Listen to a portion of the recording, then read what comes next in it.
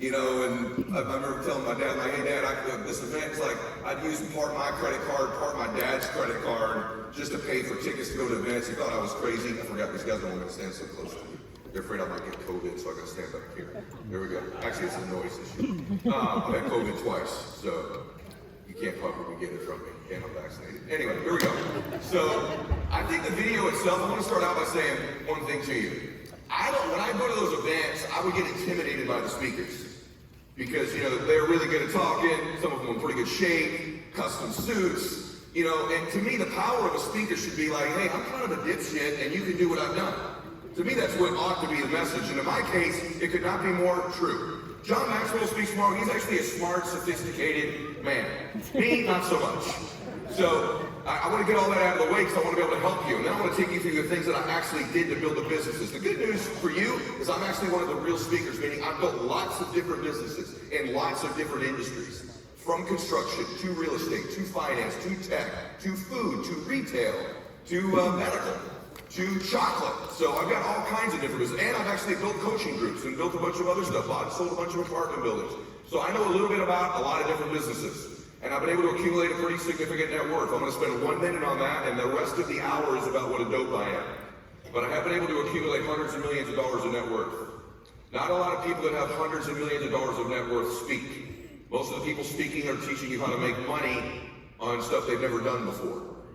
I've actually done this. I say that to you just to, you know, I think I know when I speak to a crowd who watches all my stuff and knows me, and then I have a sense sometimes when I speak to a crowd who's not exactly familiar. So just to give you some familiarity, I have had a bunch of exits. I've built different businesses. I was a baseball player. You went way back there, brother. I did play college baseball, and I was my prowess as a ball player is probably slightly exaggerated. I played with enough guys that played in the big leagues to know my limitations. My injury ended something prematurely that probably would have ended when I was about 25 anyway. So, but I've had a lot of blessings in my life. I've been able to, I've owned, I'm leaving here. I'm on a speaking tour kind of, but I leave here and I'm going up to the Northeast because I just bought an island. Whoa! Not a little one either. I bought a 100-acre island. It comes with 3 other 1-acre islands. Bought a $30 million home in Laguna Beach. It's on the ocean. I got another $30 million home that's in Palm Springs. I've got a Global Express jet that I bought from Larry Ellison from Oracle. We could go on. I've had every car you could ever want in your life. I paid off all my family's homes, my in-laws' homes, people I don't even know's homes probably half the time. And I say all that to you because the other cool thing about all that stuff is I own it all cash. Wow. I don't have a mortgage on anything. I don't have a payment on anything. So I'll tell you what, because that's the after. The power of a weight loss ad is not the super shredded guy, which I no longer am. I'm meeting all these jacked up dudes, like everyone says that we look alike. I'm like, no, you look what I used to look like, right? I've lost a lot of size. I've had COVID twice, lost about 30 pounds of muscle. So I gotta tell you, that's the power of a weight loss ad is not the shredded dude. It's the fat dude next to him. And then the contrast between the fat dude and the shredded dude. Would you agree with that, yes or no? Yeah. Okay, so yes or no? Yeah. Okay, that was the shredded version of me, financially. Now we're going to talk about the fat version of me, which I've spent more of my life broke, more of my life trying to do something, more of my life with a dream than actually living one. And so I know what it's like. I come from an average, ordinary financial family. I don't come from a poor family. We're like lower middle class. But I do come from a family that has some dysfunction in it. If you don't know my story, my first 15 years of my life, my dad was an alcoholic. A really severe one. Remember this if you're going to take any notes. Everything is happening for you and not to you. It's in hindsight later in life that the fact that is revealed to us. But if we can begin to live a life where in the present moment, when adversity is striking us, we go, somehow this is happening for me. I don't know why. It's a dark time. Maybe I'm going broke. Maybe my wife failed on me. But this is somehow right now happening for me. And I can tell you that that's true in every single area of my life. Every single thing has happened for me and not to me eventually. I now have learned to live in the moment when stuff goes on in my life, pretty much most of the time going, there's something in here that's good, that's happening for me. I don't wish bad times on people. I'm just telling you, as a 50-year-old man now, that in my experience, in hindsight, those were the biggest growth times of my life and the biggest blessings of my life were those windows. Of course, it matters what you do. Let me give you an example. Why would your dad be, by the way, the reason I'm in the space of helping people change their life is because I know people can change their lives. I know this because I watched my hero do it. I watched my father do it. My dad lived one way for 40 years. First 15 years of my life. Always a good man, always loved his family, always worked hard, never missed a day of work. But he had a real alcohol and drug problem. Was not a good husband. Was not a great father. There were days he wouldn't even come home. I'm Italian. I'm the oldest. Any of you Italians in here? I'm the oldest boy, 3 younger sisters. There's a little structure in our families. My dad would know, hey, I'm going on one of these benders. My dad would grab me at 4, go, come here. Hey, I'm probably not coming back for a few days. You protect your mom and your sisters. I'm freaking 4. I never had a childhood. I didn't have a childhood. I was a grown-up as a little boy. Some of you in here relate very much to what I'm saying. You come from a family of dysfunction. Maybe it's not alcohol or drugs, maybe there's a divorce. Maybe they didn't hug each other enough. Maybe they didn't say I love you. Maybe your parents weren't affectionate with each other. Maybe there were financial issues. But a lot of us come from somewhere where there's some stuff.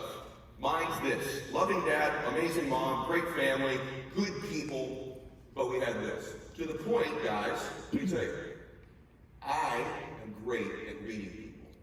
I have 3 or 4 gifts, that's it. I've made hundreds of millions of dollars maxing out my 3 or 4 gifts. You have 3 or 4 also as well. They're just different than mine.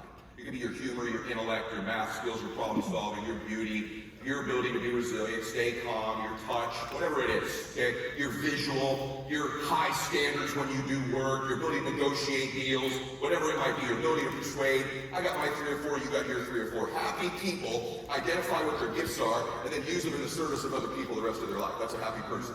I have a sister who's a school teacher. She makes $35,000 a year at a Christian school. She's blind. She's born with diabetes.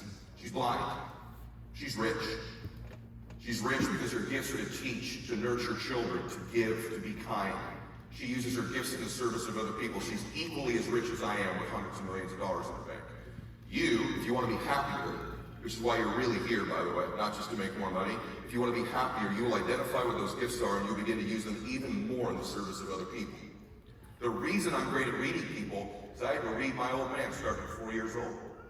When he walked through that front door, I had to be able to tell which dad is this.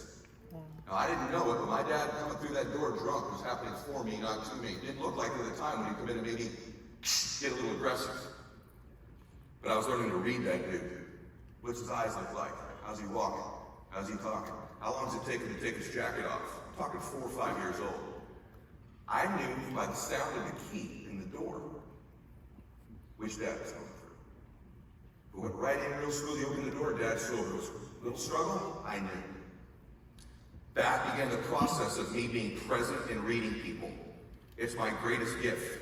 I also learned how to communicate really young, to talk my dad off of some of those situations he was in. I'm now a world-class communicator. Some call me the goat of speaking. The reason for that is my dad's an alcoholic. That's the reason for it.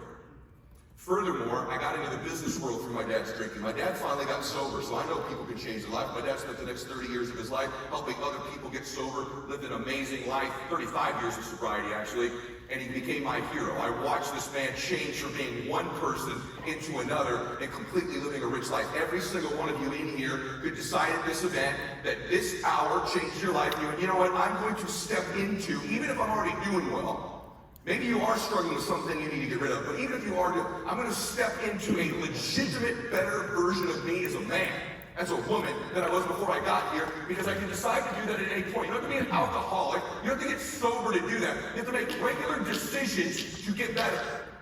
I do it regularly. I'm a screw-up. I mess up stuff all the time, but I'm constantly deciding to be the new version of me. My dad gets sober.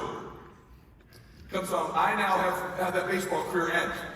I have a college degree. I'm a big super stud, right? You know what I was doing? I was unemployed for 9 months. Actually, I got a job selling copiers, and I went through the training for 3 months at Xerox, and then the first day they put me out in the field, like, okay, go into that building and sell some stuff. Go sell. I lasted till lunch, and I left. I literally never announced I was quitting. I just never showed up again. They spent 3 months training me for literally 4 hours. And I'm like, I'm never doing sales, I'm never interacting, I'm never gonna persuade. So I'm at home, my dad's still a dude, but he gets sober. First day of meeting, he comes back, says, hey, I got you a job. I was at the meeting last night, this guy Tim says he's got you a job. And I go, well, what's the job? He goes, the hell are you talking about? You're eating out of my refrigerator, you don't get to pick. Get your ass over there 6 a.m. tomorrow, it's called McKinley, I don't know what it is.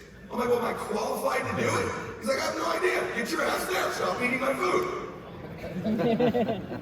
Alcoholics, once they stop drinking, don't lose their personality, just so you know. So I show up at this place at 6 a.m. like, hey, I'm Ed Mylett. Yeah, I'm a big deal. I played college baseball at a very high level. They don't give a crap. They're like, I'm here for the job. They're like, what's the job? I go, I have no idea. I don't know what you people do here. It just looks like a campus. The lady goes, we're an orphanage. These are all boys that are orphans. I said, I don't know. I'm here for the job. She goes, well, why don't you come back when you know what the job is? And I get to the door, and I go, this changed my life. If I walk out of this door, I'm not standing here. If I walk out of this door, I'm not standing here. You're one decision, one moment, listen to me, one relationship away from a completely different life.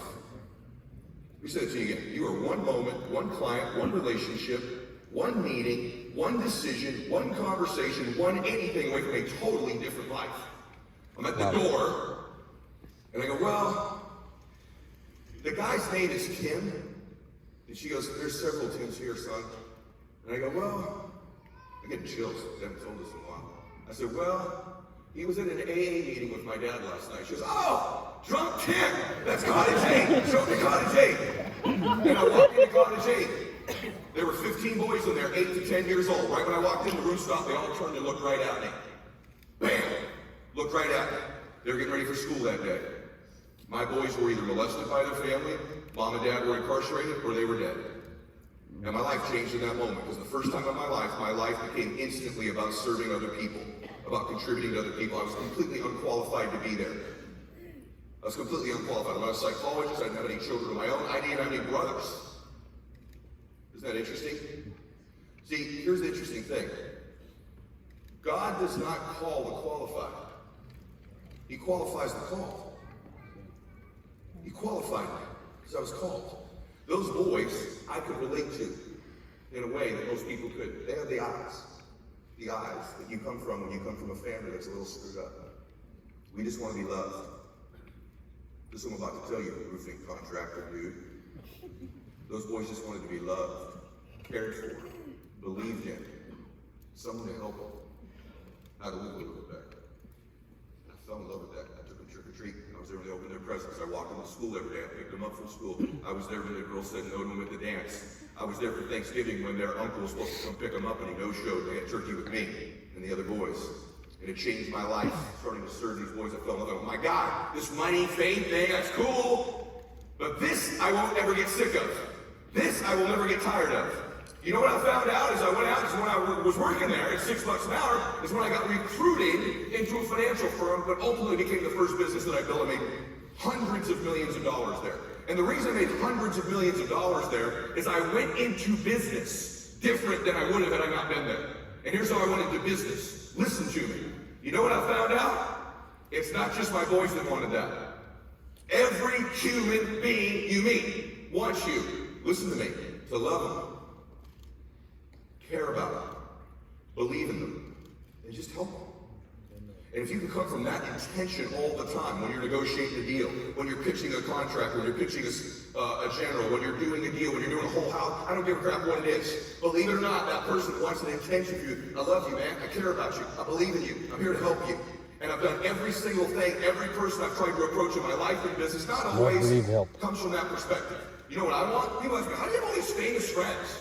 How are you friends with all these football, baseball guys who coach them all? Because guess what John Elway or Tom Brady want? Guess what Sylvester Stallone wants? You know what he wants? Not another fan. He wants someone to sincerely love him, care about him, believe in him, and somehow help him how to do something better, maybe live better. And when I have that intention, there's a connection there that resonates in friendship and business. If I were writing notes, I would write that down big time and say, how does that apply to roofing?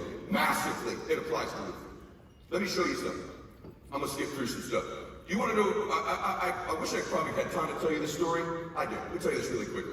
Let me tell you one more version of what an idiot I am, just so we completely cement the fact that I'm an idiot before we get into all the other stuff. When I'm working at that group home, I take a job in the financial company. Now I'm in sales.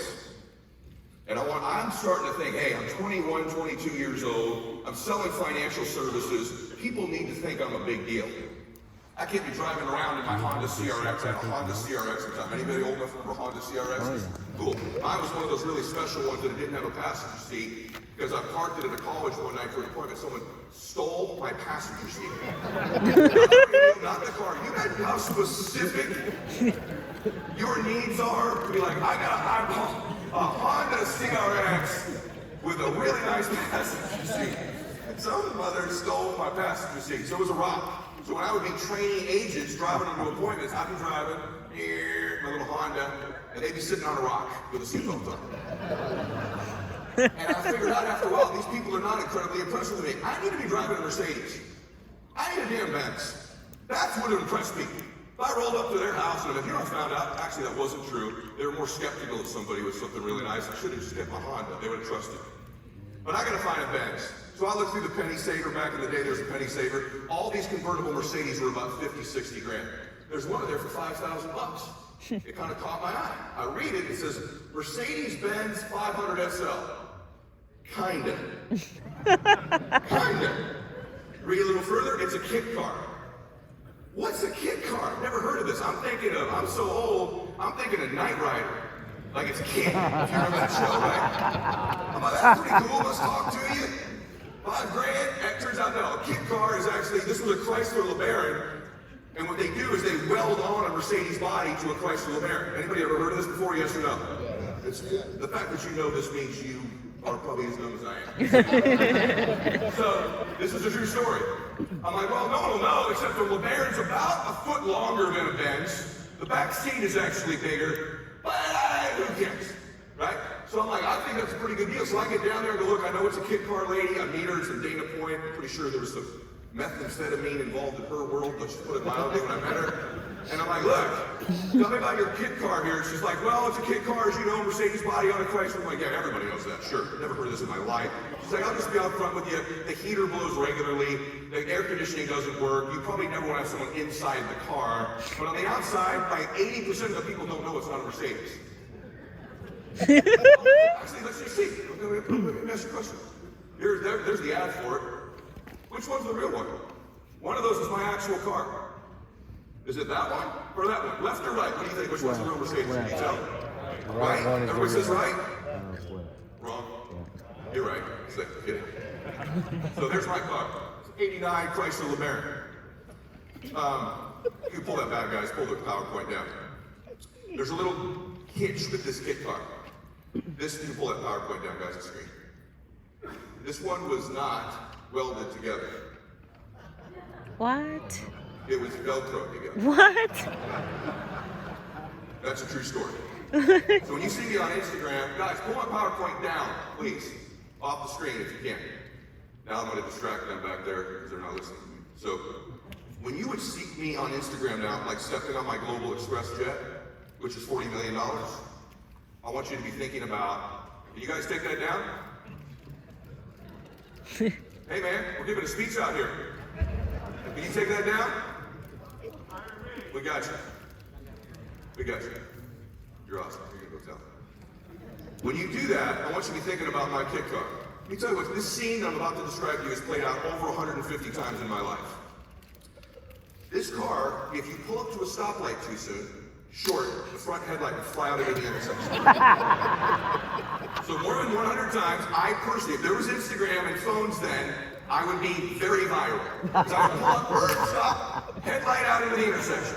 I'd have to get out in my Men's Warehouse suit, stop traffic both ways. Can you imagine how people are like, what the fuck is this dude doing? And I would grab my own headlight, run back to my car, get back in my car, and get back in my car and totally emasculated and ashamed to wait for the I've done it over 100 times in my life. In fact, this car was so crappy that about 30 of those 100 times, I was a little hurried and I'd run back, put the headlight in, and slam the door and it would fall off the car. That's a true story. And I owned that car for 5 years. I eventually got pulled over in it one time. The cops pulled me over, put me in the back seat of the car. My whole sales team was behind me. This is a true story coming back from an event like this. And they thought it was a stolen car. They thought it was a stolen car because the plates were registered to a Chrysler LeBaron, but it looked like a Mercedes. I tell the police officer, sir, actually, that's really and actually it's a Chrysler LeBaron, and if you would just go over and pull on my passenger or driver's door, will pop off and you can spin the door in your hand. And he did it. In front of my entire sales team. And I had to lie because I had told them all I had owned the first ever hybrid car. Because that year, if you go look at it, Chrysler and Mercedes had merged. I'm like, there's this new thing coming called a hybrid. I've got the first one. You make bank like I make, you can afford one of these things. So the inside's a LeBaron and the outside's a Benz. So I've always had the ability to BS. So you see people having success. Okay, so that's all how fat I was, and now you know the financial ripidism. What did I do? Here we go. Here's some lessons. Here's some takeaways. How did I go from that to this? A couple things I've learned that are important in terms of influence. And I want you to really remember this. Okay, you're making a big mistake. Because every sales trainer you've got is trying to get you to get people to believe what you're saying. Would it surprise you if I told you that I, in no way, shape, or form, when I ever persuade people, try to get them to believe what I'm saying? Is that not crazy? I don't. There's a subtle difference that the great ones understand. People do not need to believe what you're saying. Listen to me. They need to believe you believe what you're saying. And there's a difference. And the sooner you understand that difference, the better you'll be at getting deals, the better you'll be at negotiating, the better you'll be at working with subs, the better you'll be doing at everything in the business. I'm not interested in getting you to believe what I'm saying. I'm interested in getting you to believe I believe what I'm saying. The difference is very subtle, but it's very important. It's an intention. The reason that matters is because when you come across trying to get people to believe you, we're the best, we're the cheapest, we'll do it the fastest, we're unbelievable, we're the elite, you come across desperate. You come across like a beggar. You come across like you're trying to persuade. But when you get them to believe you believe what you're saying, you come across with something called certainty. Certainty is influence. Certainty is influence. The more certain person always influences the less certain person. I met my wife when I was 5 years old. We started dating when we were 15. I am now 50. Wow. My wife has proven this principle I just told you, that the more certain person always influences the less certain person, now for 35 years. She's been wrong in 77% of every fight we've ever been in, but she has won 100% of them eventually. Because she's constantly more certain she is right than I am right. And after 2 or 3 days of us not getting along, I usually go, I'm sorry, babe, you were right. She goes, oh, I know I was right. And that's happened every single fight we've ever had, because she's the more certain person. So if you're going to influence people, listen to me, you are going to have to get great at being certain, more great at being certain. More great at being certain, and more great at getting people to believe that you believe what you're saying. Everyone got that? Say yes. Yes. Okay, I'm going to go now to my PowerPoint after I teased all the guys back there. These guys, by the way, I'm not saying this to be, these are the nicest group of people and the most professional group that I've spoken with in a long time, so I'm giving them crap back there. They're actually truly wonderful. That's not puffy either. They legitimately are. I very rarely go backstage and stand there for an hour and talk to everybody. We just talk literally for an hour and like, hey, you're up. I'm like, okay. Usually I get alone when I get quiet. I was enjoying their company too much. What do all these people have in common? Steve Jobs, Oprah Winfrey, me, Chris Jenner, my neighbor, Rachel, Elon. How about this crew right here? I just love putting up, if you know who these people are, that I put Andy for still up next to Mother Teresa. I just think that's funny. Martin Luther King, Dwayne The Rock Johnson, Zuckerberg. What do these people all have in common? You're certain. Influence is true, certainty is true. I'm going to take it a step further. They're evangelical about their cause and their mission. Great entrepreneurs become evangelical about their cause, their company, and their mission. It's infectious. The way you come across with certainty. How do I become across more certain? How do I get people to believe I believe what I'm saying? You got to start to sell the dream. Evangelists sell the dream. There's a great book written many years ago by a guy named Guy Kawasaki. I mean, a long time ago. The title of that book is Selling the Dream. And it's about Steve Jobs. Great entrepreneurs, no matter what they do, sell the dream, their vision of where they're going, where they're headed, how incredible it's going to be, what it's going to be like to be involved with them. And they're evangelical. They don't have to be loud. Some of these people barely speak. Their evangelism was how they looked at you, was their actions, right? Some of them are great orators, some of them are not. But when you get around them, you get this sense that they just believe deeply in their company and in themselves and the people they work with and the difference that they make. There's a level that's different with great people. You want to beat everybody in here? You want to be the best you can be? You got to get better at being evangelical and selling the dream about your company, your cause, your mission. You may say, I'm a one-man shop. Great, walk in there selling the dream. Walk in there with certainty, your way. You're not raising your voice maybe like me. Maybe it's like just the way you look, the certainty, your handshake, the way you deliver it. I'm around them. I know. There's just a little bit of a difference. It's subtle. But when you're around them long enough, you stack up those days over time. It's crazy the difference evangelical entrepreneurs make. They are all evangelists. I gave it to you. A person who seeks to convert others, especially by public preaching, a zealot advocate of a cause. I had someone ask me one time, is your financial company, is it like a cult? Right? I'm like, shit, I wish. All great businesses are cults. I wish it was more cult-like. Starbucks is a damn cult. You ever been to an airport, getting ready on a flight with Starbucks? There's 90 people just standing there waiting for this shitty coffee, terrible food, right? Excuse my language. And you're like, they're just zombies. I'll have the, and everyone knows it. I'll have the Cafe Americano Vanilla Spice Latte. What the hell? Like, there's a whole language no one even understands. It's a cult, right? Would you like to build more of a cult-like following? Yeah. Would you like that? Yes or no? Yes. Would you like me to teach you how? Follow me on social media. Just kidding. It's totally free. I'm the only dude who puts out hundreds of hours of free content. YouTube, podcasts, Instagram. Not bragging, by far the best stuff in the world. I don't repeat myself. I'm not a one-trick pony. I don't say the same thing over and over again. My content is real. Go follow me while I'm talking. You'll be glad you did. Okay, so how do you become more evangelical? I'm gonna give you some stuff here, okay? You have to understand the business you're really in. What all great entrepreneurs know. What business? Well, I'm in the roofing business. I'm in the contracting business. I'm in the make your house beautiful business. I'm in the make your business beautiful. No, you're not. You're not any of that. By that, you're in the financial. No, no. Steve Jobs in the computer. No, he's not. Ray Kroc hamburgers. No, he's not. Coca-Cola in the soft drinks. No, they're not. Oprah Winfrey was in the TV. No, she's not. Mother Teresa religion. No, she's not. Jesus religion. No. We're all in the same business. People. You want to know what it is? Happiness. You sell happiness. And to the extent that you can get good at linking what you do to bringing people more happiness, you're like, you don't get it, man.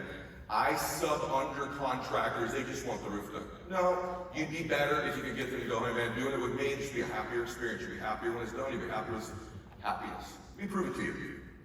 Because great entrepreneurs figure this linkage out. Average ones just make money. Average ones do good for 3 or 4 years, then, oh, well, I got wiped out by 08. No, you didn't. You weren't any good at selling happiness. And so you couldn't survive during a difficult time. I didn't get wiped out by 08 in any of my businesses. None of them. That's a bullshit story you tell yourself, dog. No, you don't get it, man. There's nothing there. Yes, there was. You could have been pivoting, you could have been vertical if you were in the happiness business. So stop it. Cycles that go backwards weed out all the crappy entrepreneurs. So don't give me that. I'm saying that to you as a friend. I'm not going home with you. I'm just being honest with you. You're like, well, man, everyone here's heard me say that. Like, so stop saying it. You sound stupid. Don't say that anymore. A bunch of us made a lot of money then. Don't say that crap. Okay, by the way, you're just setting yourself up to lose in the next cycle then, aren't you? You really believe that? What's happening now? Because I'm going to tell you right now, this dude that's in office keeps doing what he's doing. Okay, I'm going to tell you something. You're a world for her. So I sure hope you don't think cycles determine how your business is going to do. Okay, so, by the way, I'll just leave it there. I've helped prep both.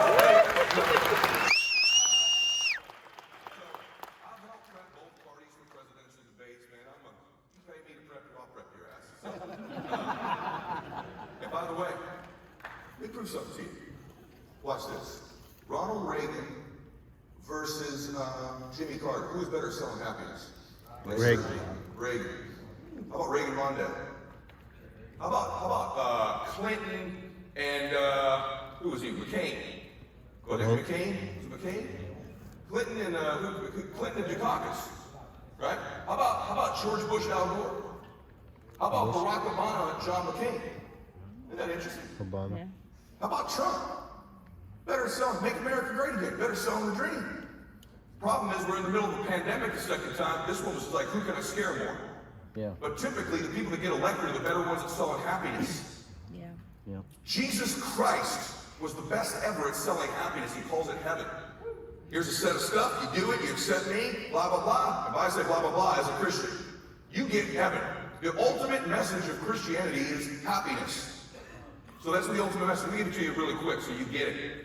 Your ability to link your product or service isn't easy, but once you get it, I'm giving you information no one has ever said to you before, and never will say to you again until they start copying my stuff. So here's the deal. Ray Kroc sells hamburgers. He finds this franchise that's got a system. He's like, this stuff's not going to go viral. I can't scale this. I'm going to get in the happiness business, not the food business. As a consequence, he sold more food than any human that has ever lived. More food has been sold by McDonald's. For a long time, McDonald's couldn't be in the onion ring business. They're getting into it now. Do you want to know why?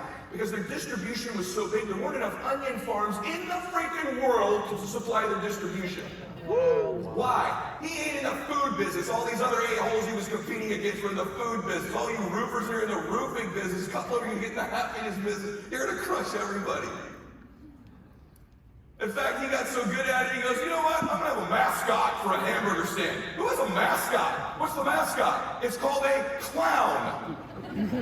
What does a clown have to do with crappy hamburgers? And by the way, there's not a single one of you in here go, the best hamburger I've ever had in my life, McDonald's. Now, one of you would say that in here, would you? So is it the quality of your service that means how you're gonna say, well, we're the best at the do-do-do? Shut up. Shut up! I don't know what you're talking about. Sell happiness. You know what his number one selling meal in the whole history of that franchise is? What's it called? Oh my gosh, isn't that crazy? What does a happy meal have to do with food? Nothing. It has to do with happiness. Number one distributor of Coca-Cola in the world is McDonald's, and Coca-Cola's not in the happiness business because you get a Coke and a smile. There's this guy, Steve Jobs, his founder of his company, his name is Steve Wozniak. He's one of my dearest friends. I brought him into my coaching group. Jobs and another guy founded a company called Apple. I said, hey, Woz, when you founded Apple, what the hell did you call it Apple for? They didn't have the weird names back then. He goes, oh, he's kind of a savant almost, Steve. He goes, oh, and that's because two things. One, A, came early in the phone book and we thought they would find us faster. And also, Steve said Apple's made him happy. And then when he rolled out, to go back and look at videos on YouTube, Steve Jobs would roll out an inanimate object like an iPad and go, isn't she beautiful? Look at her curves. She'd make you so happy if you could bring her home with you. Happy, happy, happy. That's the business I recommend you getting. Because all of us that are great entrepreneurs understand this linkage. We've just kind of kept it a secret, or the ones that were good at it really never understood what they were doing in the first place. There's a couple other things you got to do. You have to stop letting the people around you project their small beliefs and limitations on you. Small people are constantly projecting their limitations and limiting beliefs onto you, and you accept some of them as true. So what happens to you regularly? Don't expand too much, don't do this, be careful of this economic cycle. Why are you doing that? Why are you going that event? They constantly project, these small people project onto you their limited beliefs, and you start to believe a little bit of it because they sound really reasonable. Right? And then, by the way, some of these people may truly love you and may truly care about you. They're just wrong. They're just wrong. You know what most people think? They're going to live forever. And you will get around to making your dreams come true. You know what you think? You think other people are going to die, not you.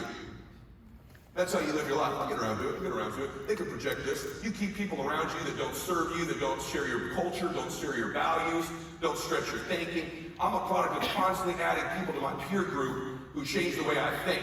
Because the most powerful force in the world for you will be to be consistent with your identity. Your identity is the thoughts, concepts, and beliefs that you hold to be most true about you, brother, inside. See, you have not turned out like your parents. You've produced a different life, and you have a different personality. But one thing as a parent, how many parents are here? Your kids are watching you. More than you think. Let me tell you what they're watching. They're watching your emotions. They will adapt your emotions.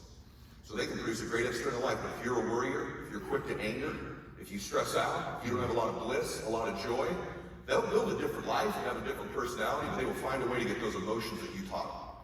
When you're riding in the car alone with them, when you're at the dinner table, when you're at their ball game, when you're getting ready for bed at night, when they're sitting in the living room with you, they study and they catch your emotions. I caught my dad's worry. I caught my dad's anxiety. I caught my dad's proclivity for anger. I caught my dad's proclivity to just stress out about things. I found a way in my life, even up to 50 years old, to create chaos. No matter how good life is, I'll stir up some chaos, because that's my emotional home. I live there. I'm actually comfortable in those emotions. They're familiar to me. I know they don't all serve me, but I've done them so many times, it's kind of where I live. So I'll create chaos anytime I can, because I function in chaos. I love chaos. Ain't that healthy for everybody around me, but I'll do it. Your kids are watching you. It's not good enough to go, hey, baby, I love the dad. Hey, you can be anything, man. Well, why are you dad? You can change the world. How come you're not dad? You can be happy. Why are you dad? See, you know, you go to a ball game and you watch your kids, there's 20 kids out there, 20 kids, you only see yours. Multiply that times a factor of about 10,000, that's all they see is you. Their whole view of the world, of how happy they're supposed to be, what they're supposed to experience, their front row seat to what life feels like, not looks like, feels like, comes from you. So if you think you don't need to be happier, you're out of your damn mind. That's why you're here. I'm selling happiness today. I'm just giving a speech. I know exactly what my role in the world is to help more people become happy, give them the tools to do it. I can show them how to make millions. If they think the jet will get them happy, I'll show them how to get a jet. Right? I can show you how to do all that stuff. You need to be happier, man, because your kids are going to get it. You don't have kids yet, they're going to get it. They're going to get it. Your kids are watching. Okay? So how do we fix this? What do we do? Well, I'm going to tell you a little bit about my old men for a minute. This, I've only talked about, I'm already having a hard time. My dad passed away a year ago this month. My dad became my best friend. When I say best friend, I mean my dad knew all my stuff, good, bad, or indifferent. My favorite thing to do with my old man is we'd golf. When I was broke, we played El Prado Municipal Golf Course in Chino, California. It's next to the prison. That's where I grew up. And I didn't like golf. I mean, I'm a decent golfer. My dad was okay. I got 5 hours with my dad. And we didn't have like casual conversations, man. We talked about life, politics, what it means, what it's like to be a man. My parents, by the way, all these jets I've mentioned, my parents never seen any of them. Never been on any of them. Never. They could care less about material things. I don't come from that kind of family. What kind of man are you? How do you treat people? What difference are you making in the world? I'm telling you, I don't come from a family that believes that a little bit. That's my family. My jet was parked 10 minutes from my father's home. He's never been on it and never seen it before he passed away. Brody, it's great to fly around on that thing. I'm like, Dad, let's go to Hawaii and play some golf. Let's go to Hawaii, man. My dad's like, well, why would I do that? I could just play with you here. I'm like, but Dad, Hawaii's beautiful. There's an ocean. He goes, there's an ocean. I don't care about the ocean. I care about playing with you. No, but Dad. So finally I convinced him, we'll drive to play Pebble Beach. My dad and I, every year, we go play golf at Pebble Beach every single year around Christmas time. I take a father-son trip, 3 days. Favorite time of my life with my dad, right? What would I give for one more round of golf with my dad? Yeah. You better start thinking your life that way. You got a daughter, you tell her you love her one time a day, start telling her one more time. You got a wife you haven't done that with in a long time, start giving her a kiss one more time a day. You making a bunch of contacts, make one more contact a day. You on the treadmill for 45 minutes, go for 1 more minute. You start becoming a one more thinker and doer in your life, you will shift that identity that I talked about earlier. You start doing one more. Maybe I love you, right? One more contact, one more rep in the gym, right? One more book you read, one more podcast you listen to. You get here 1 minute earlier tomorrow. You start stacking up one more. I'm standing here because I'm one more. Why? My dad did not try to stay sober for the rest of his life. In my dad's program, you stay sober 1 day at a time. I learned in business, I wanted to quit 1 million times. You know what my dad said to me the first time I really wanted to quit? He goes, you don't got to worry about whether you're going to quit eventually. Just don't quit today. Just go 1 more day without quitting. See how you feel tomorrow. And I go to that next day. 1 more will change your life. I've just finished writing a book about it. It's going to be the Think and Grow Rich of all times. It's detailed. It's going to come out at the end of the year. I'm not selling my book. You will get it. I'm going to tell you you're going to get it because this is what the difference is in your life.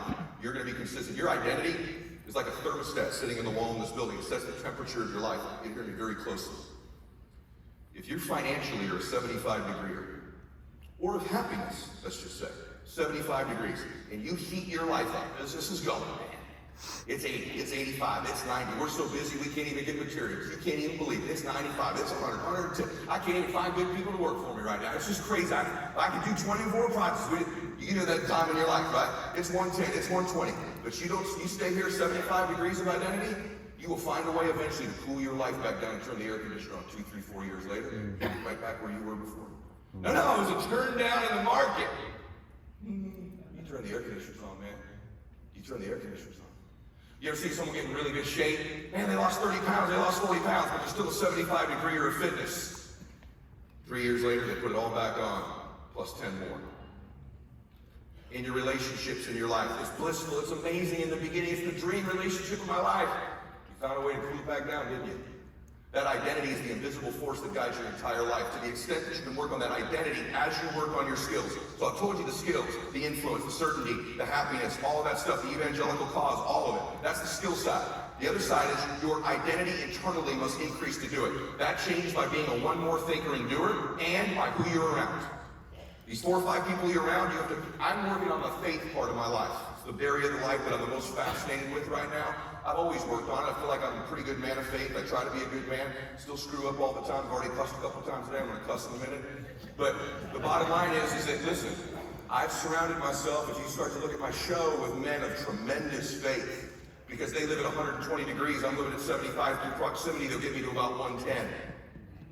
That's how you change your identity. Being a one more thinker and doer and proximity to people in the area. So you may have people in certain areas. You want to get jacked and fit. I met one of the guys today. There's a dude in here. Where are you, brother? People said you look like me. You look like me 10 years ago. You look way better than me. That's who I get around. I want to be fit. I don't go to the gym and get trained by a fat person. I go to the gym and get trained by a shredded person. So that's the next step. Next step is this. Tell you about my son. I got to do this quickly, guys. I'll do it as fast as I possibly can. I may go 5 minutes over, but it'll be worth it, I promise. This is me and my son. My son, I love him. My favorite dude on earth is my son, now that my dad's gone, right? They were tied for first before. My son comes from an athlete. My dad was an athlete. Max is not an athlete. To this day, he's 19 years old. I cannot definitively tell you whether Max is left or right-handed. Damn true story. We went baseball, we went left, right about 9 times. This poor kid could miss a fly ball and get hit with the left hand on his glove or the right hand on his glove. This poor guy, and we grew up in the hometown I grew up. Your dad was a stud. Strike 3, left-handed. Strike 3, right-handed. Football. Any of you dads that coach flag football, let me just put it to you this way. Max was a blocker in flag football. All right? You know what I'm talking about. Basketball season, scored 2 points the whole year. So it just got to the point where look, it's just not his jam. He's really smart though. He's really kind, and he's like his mom. I'm the intense one. His mom's sweet and kind and gentle, and I'm not. And he's like his mom. My daughter's like me. She's a psycho. So we go 4 or 5 years. This poor kid's 0 for this, 0 for that. Worst athlete in the history of the world. Finally, we pick up golf. Same thing. Left-handed, right-handed. I got like 9 sets of golf clubs. We finally just said, dude, you're a righty. You're a damn righty. Screw it.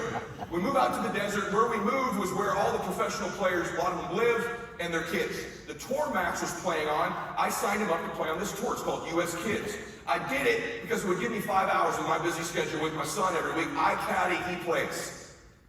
But you'd show up, it'd be hilarious to be like, you'd show up to these tournaments and I'm in like sweatpants and a tank top, kind of jacked, tattoos, hat on backwards, haven't shaved in a month. And then there's the pro player and his son. Puma gear, orange, perfect matching outfits, professional golf clubs, my ragamuffin dudes, hats on crooked, this is the one I dressed up for, right? And so we would play. Max would lose every tournament by about 20 shots. There'd be about 100 kids in the tournament. Max would finish last every tournament. And by the way, before the tournament, I'd say, hey, let's just have fun today. It was a chance to have fun. I said, hey, Daddy loves you, whether you come in first or you come in last. I won't love you more if you win, and I won't love you less if you lose. Oh, Dad, I thank you. I'm gonna have so much fun today. And he would just go out and play and lose by 20. I mean, tournament after tournament. And he's such a sweet boy. He would sincerely be happy for the boys who would hit good shots. So he'd tee up, chop it into a lake. The next guy would rip a crowd. Jacob, great drive, high five, man. They're like, yeah, thanks, dude, You didn't make the putt? Yeah, they make the putt. They're like, you're supposed to make putts with their professional golfer dad, right? And Max is super excited. And just tournament after tournament, I love you, Jeff. Fun. Hey, Daddy, you come home, Mom, Dad, I had so much fun. And I'm just sweating this out being a good dad for years. And that was just my deal. I wanted to build his identity, his confidence. We're playing one day and his life changed and my life changed. I'm going to use a bad word. I'm going to warn you in advance because otherwise the story's not true. Christian Friends Commission for one, yes? Yeah. Okay, my son had never heard me cuss before this day and he was 10 years old. He'd never heard his mom cuss a bunch. He'd never heard me cuss before this day. This is going to be a big word too, so I'm warning you. But I got to tell you the real story. So we're playing, we played 9 holes. Max is in last place by 11 shots. It's the 9th hole. Between the 9th and the 10th hole, there's lunch for the kids. Except this day we were way behind because Max was playing so bad. We were holding the whole group up. And the food was like 100 yards away. We're having fun. These guys are real serious. And one of the dads, 2 of the dads were professional golfers with their sons. And then we're at the turn and one of the dads says, hey guys, to the 2 boys who were playing well, you guys go to the tee. Max is out of this thing. He's always in last. He'll go grab your food. That hits you as a dad, right? Here comes the bad word. You ready? You ready? I went, what the fuck did you just say? Would you ever fucking talk to my son like that again? Ever speak to my son like that? You hear me? Hey, I didn't. You just always. I said, listen to me. You never talk to my boy like that again. I said, here's what we're gonna do. Max like, Dad. I said, here's what we're gonna do. You guys go to the T-box. I'm gonna talk to Max for a minute. This is after 5 years, right? Started playing when he was 5. I said, come here. Back to my dad. And I grabbed his shirt. I go, look at me. Where are the window? Don't talk to my family like that. Daddy. He's like, but you said we just have fun. I'm like, winning is more fun than punishment. Where the win? And I'm touching it. That's it. No one talks to us like that. I said, the number one thing, changing that shirt. We changed his shirt in his golf bag. I said, this is your new identity. This is your winning shirt, Max. I said, we're gonna do this. Yeah, we're down by 11. Like, I don't care. I said, here's what we're gonna do. You go up there, here's the thing, no practice swings, and I tell you what club you. Now we're gonna play to win, Max. My son had a good golf swing. There was nothing wrong with his swing. So I said, you go up there and hit the 3-wood, because I was hit the driver out of bounds. I said, you smash that 3-wood, I'll go grab the food. You got it? And I watched my little guy walk like he always walked. And I'm going to grab my heart's breaking. I've done that. He gets up, he gets his 3-wood down the middle. Right? I kind of watched him put his shoulders back. I'm like, I go, nice drive. He goes, yeah, Dad, it's a good drive. We get down to the middle of the fairway. He's right up there with the other guys. I go, hey, about 120 yards. I said, hit an 8-iron, about 10 feet left of the ball. I've never given him detailed, specific instructions in my life. I said, hit an 8-iron, no practice swing, 10 feet left of the cup. Okay, Daddy. I have to do a left-hand, he's a left-hand. He gets up, about 20 feet left of the cup. Pretty good shot, he's on the green. He's like, twirls the club and hands it to me. I said, how's that feel? Touch those. We're gonna win. I said, feels good, Daddy. We're walking, I got my hand on him, and now his shoulders are back a little bit more. He's a little bit different guy. Not talking about their shots. We get up to the green, he's getting ready to putt. I go, Max, line the putt up. He goes, oh yeah, Dad, okay. Just does this BS looking at it. He has no idea what he's looking at right now. Just like the other guys are doing. I have no idea what we're looking at. He goes, Dad, I think it's downhill about 2 feet left or right. I go, exactly, Max. I have no idea what this putt does. He gets up, putts it in the cup. Birdie. They both bogey. We're down 9, man. This is a true story. Ask anyone who knows me, it's a true story. We're down 9. Next hole's a par 5. So look at this driver smash it. Now he's walking like a dude now. Walking like a dude. Smashes his driver down the middle. Now drives these two dudes by about 10 yards. Par 5. We're way behind. He's got 220 to the green. A lake in front with a wall. I said, we're hitting the 3-wood on the green, Max. He looks and said, don't question me. These two dudes both lay up. I go, hit that 3-wood. I'm like, Lord, if there's anything I've ever done in my life, anything you want me to not do again, any bargain. Take 5 years off my life. Just let him hit this green. Please. He gets up, shits, and it's in the air. Longest ball in the air of my life. Please, Jesus, I've been a good man. He's such a good boy. Please. It hits the wall. Up in the air. But you can't see it from where we are. It actually bounces on the green and rolls to about 8 inches from the hole. Wow. This is God, right? Thank you, God. Thank you, God. Both these dudes make par. Max makes an eagle. We're down 7. Fast forward, 17th hole. We're down 1. We beat the other kid. We're now in 2nd place. The kid whose dad said this to Max is in 1st place. We're down 1. Max gets up. They have a good hole. They're now even. Going at 18. 18th hole. Both hit their drives down the middle. There's a lake to the right of the green. I hear the dad say, because he doesn't understand the mentality, to his son, Jake, hey, don't hit it in the lake. Oh, Max, come here. He's gonna hit it in the fucking lake. Sure enough, he hit it in the lake. Max hits it on the green. Kid's so good, though, he holds out. He holds out. 2 in the lake, penalty 3. Pulls out with his chip shot for a 4. Max is on it, too.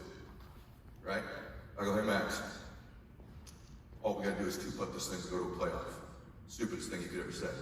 Right? I don't want him to 3-putt and lose. Max goes, Daddy, I'm gonna make it. I go, okay, make it. So he does his little BS line the putt up. gets over his putt. I'm not even praying now. I'm like, I can't even believe we're in this thing. Sure enough, takes a putter back. It gets to about a foot away, and Max starts walking it in. And it drops in the hole. Boom, he's, yeah! I'm like, yeah! Screaming, woo! Woo! Crazy. These guys are looking at us like, hey, man, we do this every week here. Yeah! And I'm just looking at this dad who wanted my kid to go grab his lunch, right? And now Max, watch this. This is him warming up that day. He has a good golf swing. He's in a good position. This is after he won. He switched the shirt. Now you can see. This is him winning. Now you can even tell by how he holds the medal. This is not a coordinated child, right? I know you're thinking it. I'm just going to get it out. Okay? I know. That medal meant the world to him. It changed his life. He won 18 straight tournaments. Wow. Won the tour championship. What? Same swing, same kid, different mindset. He started playing to win because winning is more fun than fun is fun. And let me tell you something. You gotta start playing your business to win. You have to start to play to win, intend to win, decide to win.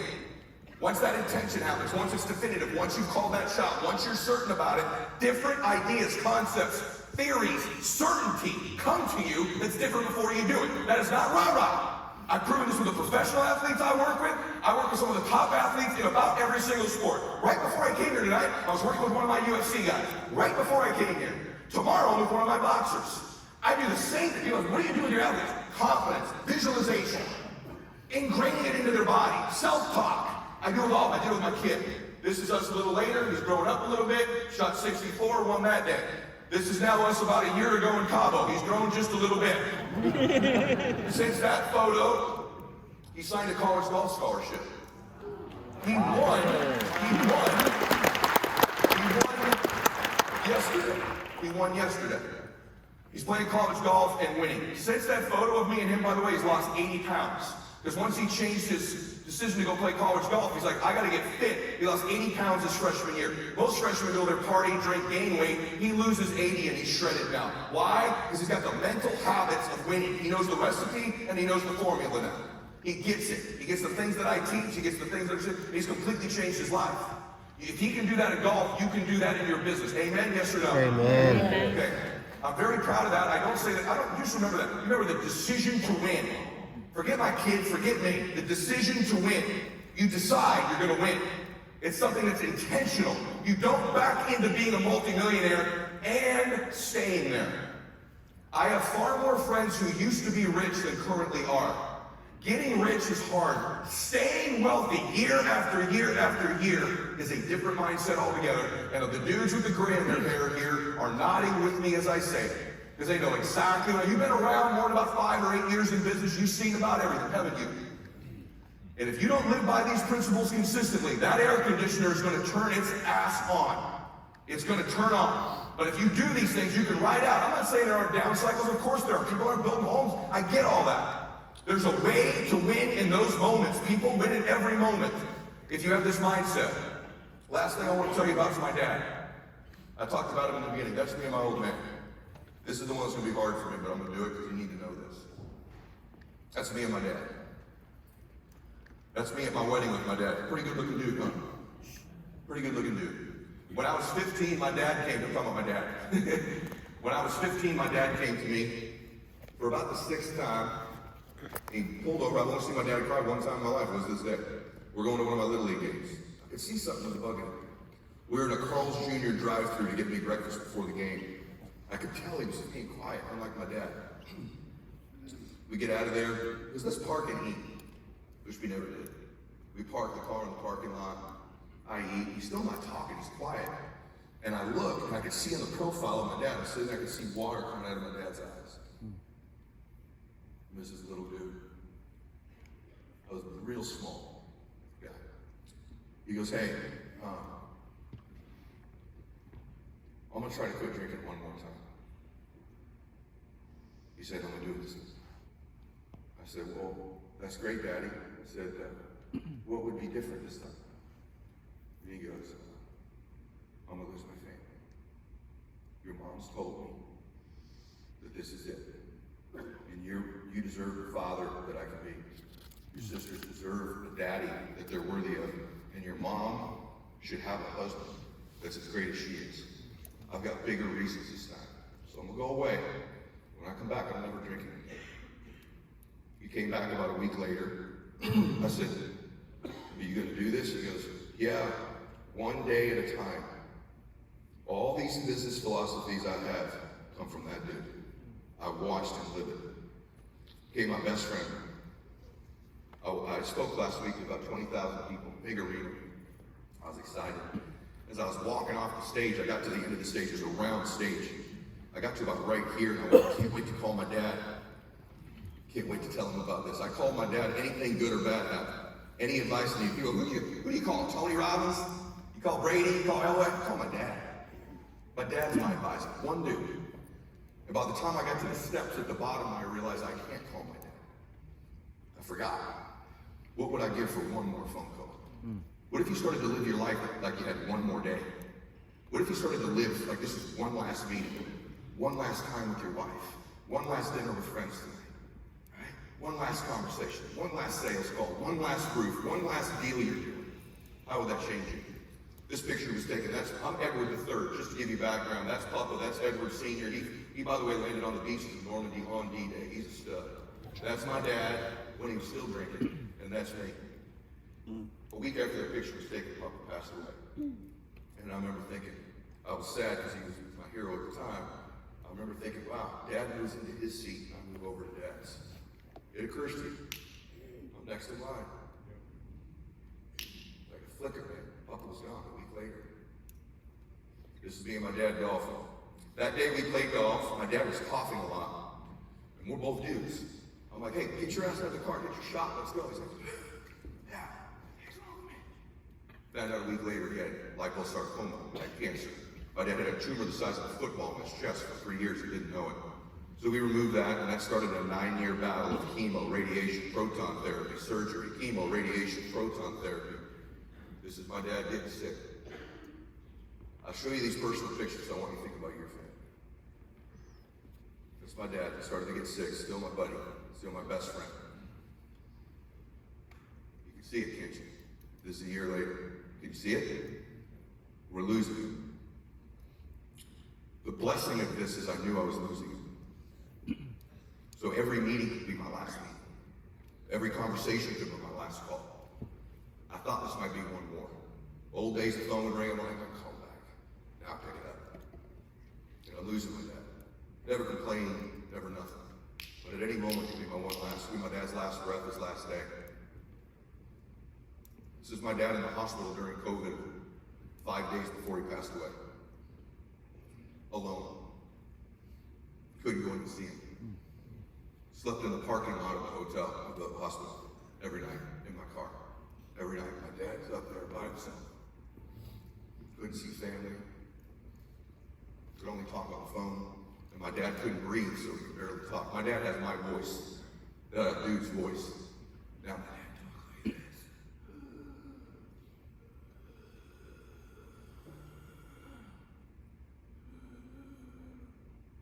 And I can't see him. Any moment could be my dad's last breath. My dad calls me 3 days after this picture. He says, I want you to know what it was like, because it's not the way I'm saying it. Get me. I said, Dad, I'm right outside. He goes, come get me.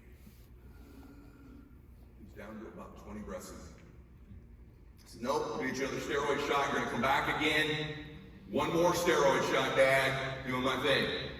Listen to me. I have one more day. Come get me. I want to come home. I want to be with you and Mom and my girls in my home for my last day. I call his doctor. I said, hey, he's crazy. The doctor goes, you come get him. You come get him. My dad had one more day, and he knew it. The cool thing about my dad, he lives 35 years like he had one more day. First 30 were good. First 40 were good, really. Second 35, oh man, maxed out. Not a rich man, never went to Hawaii, never flew on a jet, could care less. This is them wheeling my dad into the house that day. That woman with the dark hair is my mom. 50 years they were married. That's my dad going to his living room for one last time in his own home. What was my dad not worried about then? Wasn't worried about what people thought about him. Wasn't worried about some bill he had to pay, whether his oil needed to get changed in his car. My dad wanted to breathe and wanted to be with his family. This is me holding my dad's hand. He died an hour after that. My dad. I got to be there with him when he passed. I was literally holding my father's hand when he passed away. And I was with him as he took his last breaths. I watched my dad take one more breath. I watched it. I know what it's like to be with the person you admire the most in the world and they leave you. I know what it's like to have one day left. Do you know what my dad did 3 hours before that? He helped one more person stay sober. His phone was ringing over and over and over again. Hey, who's on a freaking phone? Don't worry about it. Who is it? Some minutes my dad would take 3 breaths. Some he'd take 23. It's Pablo. Give me the phone. My dad knew that Pablo was thinking about going to drink again. And I watched my dad for 20 minutes struggle to breathe. And I heard him tell Pablo, just don't drink for one more day. Pablo spoke at my dad's funeral and was still sober. And my dad passed shortly after that picture was taken. After my dad passed away, I was charged with picking up some of his affairs. My dad was a quiet dude. You'd never know what he did. It was an anonymous program. And on my dad's vanity, there were hundreds of these index cards with dates and names. Some of them had passed away. Some of them were different people. Do you know what those are? Those are all people every single day of every single month. There were the sobriety birthdays of the people my dad helped for 35 years get sober. At meetings. At his funeral, my dad lived in the hood, but he worked in a nice area. So my dad's funeral were celebrities and guys that had served time in prison. One after the other would get up and say, Ed Mylett changed my life. Ed Mylett changed my life. Ed Mylett had breakfast with me. Ed Mylett took me to dinner. Ed Mylett walked up to me at a meeting. Ed Mylett helped me get sober. My dad would call each of these people on each of these days and wish them their sobriety birthday and say, hey, go one more day. Hundreds and hundreds of people that my father quietly made a difference for, that he, guess what, loved, cared for, believed in, and helped. Just like I did at McKinley. Loved hundreds of them. This is just August, and it's just one of the cards. That's July, and there's a bunch of them. Every single month, name after name, day after day. These were humans that my dad helped in his life. He lived a rich life. He made a difference for people. This has nothing to do with my father. It has everything to do with you thinking about who you want to make proud of you, who you want to make a difference for, who you want to be as a man or a woman in the world, who you want to be when you got one last day, one last breath, one last moment, one last conversation with your wife, one last talk with your friends, one last business meeting, one more risk to take, one last memory, one more risk, one more try. Right? That's what I want you thinking about. I want you to never forget that. I gave you the tools to do it. I'm giving you now and ingraining it in you. You gotta play to win like Max does, and you gotta do something in your life great one more time. And if you're gonna quit, just don't quit for one more day. Let me tell you this last thing. When you die, I'm a Christian. My belief is really simple. And by the way, I don't put my beliefs on anybody. Me to hold up as a Christian is hilarious, because I'm a sinner saved by the grace of God, right? I probably said 6 sins in the last 3 days, sure. Here's the deal. I know all I want is God to go, hey, well done, good and faithful servant. That's just all I want. You ain't gonna go, wow, Global Express. Before that, you had a Falcon 900. Your house is 28,000 square feet. Wow, come on in, man. I don't think that's how it works. By the way, I also think he wants me to have that jet in that house, because if you make him, why not have his own people have him? Right? Why not? I do good things with it. I travel with it. I make a difference. I came here to help you. I didn't come on my jet, but I came here. But I think there's this other thing that happens. Last thing I want you to think about when I'm done. I think God then goes, hey, by the way, I made you in my image and likeness. And I made this ultimate version of you, who I knew you could be. What you could have accomplished, where you could have gone, the memories you could have had, the emotions, the way you could feel about yourself, the difference you could make, all of it. I just want you to meet the guy I made you to be. Bam, there he is. And I want to look at that guy I could have been, the moments, the memories, the contribution, the life I could have had, and say, man, I've been chasing you all my life. And that guy to look back at me and go, you caught me, man, I'm proud of you. Yes! To me, heaven is you catch that man. you catch that woman. My dad caught it. He was way behind when he was 40 years old. And then he tried one more time. And then he helped one more person, one more day. And my dad caught that dude. My dad caught him. That's heaven. That's heaven. Hell is you get there and you're total strangers. You didn't have the life. You didn't have the people. You didn't have the memories. You didn't feel the emotions. You didn't max out your life. To me, you're going to meet him. You're going to meet him. You are going to meet him. You are going to meet her. Hell would be you meet her, there's no resemblance because you were afraid. You were tired. You had excuses. You had whatever. I want you to live in heaven, which is catching that person. I hope today that that thing I said in the beginning, we're like, it just changed our life a little bit. If it didn't, I tried. So, God bless you all. Max out. Thank you.